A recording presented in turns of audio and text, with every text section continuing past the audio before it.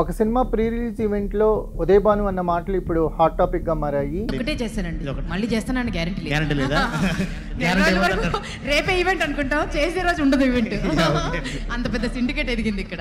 ముఖ్యంగా చూసుకుంటే సినిమా ఇండస్ట్రీకి సంబంధించి సుమ గారు చాలా పొయినీర్గా చెప్పుకోవచ్చు. ఎందుకంటే సినిమా ఇండస్ట్రీలో సుమ గారికి ఉన్న ఎక్స్పీరియన్స్ కానీ, సుమ గారికి ఉన్న కన్సిస్టెన్సీ కానీ, ఒక స్టార్ మహిళ లాంటి ప్రోగ్రామ్ని ఒక దాదాపు 1200 ఎపిసోడ్స్ చేసి ఒక గిన్నీస్ బుక్ ఆఫ్ వరల్డ్ రికార్డులో స్థానం సంపాదించుకున్నారు ఆవిడ. అంటే ఒక కన్సిస్టెన్సీ ఉంది సుమ గారిలో. సుమ గారు ఎప్పుడూ టెలివిజన్కి దూరంగా లేదు. సినిమా ఇండస్ట్రీలోని ఫంక్షన్స్ కానీ, ప్రీ రిలీజ్ ఈవెంట్లకు కానీ ఎప్పటికీ ఆవిడ దూరంగా లేరు.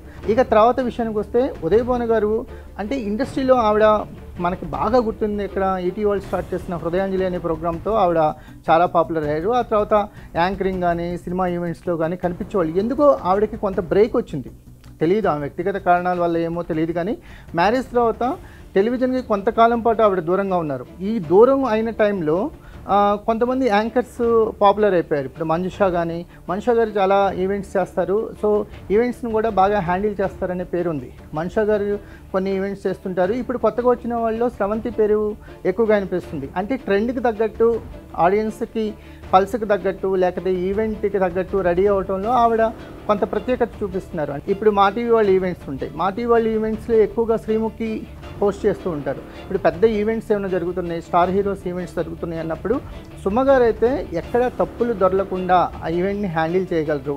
సుమ గారు స్టేజ్ ఎక్కిన తర్వాత అందరూ ఊపిరి పీల్చుకోవచ్చు అనే కాన్ఫిడెన్స్ ఆవిడ ఇచ్చారు. కాబట్టి ఫస్ట్ 1 to 10 ఆప్షన్స్లో సుమ గారే ఉంటారు. అందులో ఏమీ సిండికేట్ లేదు.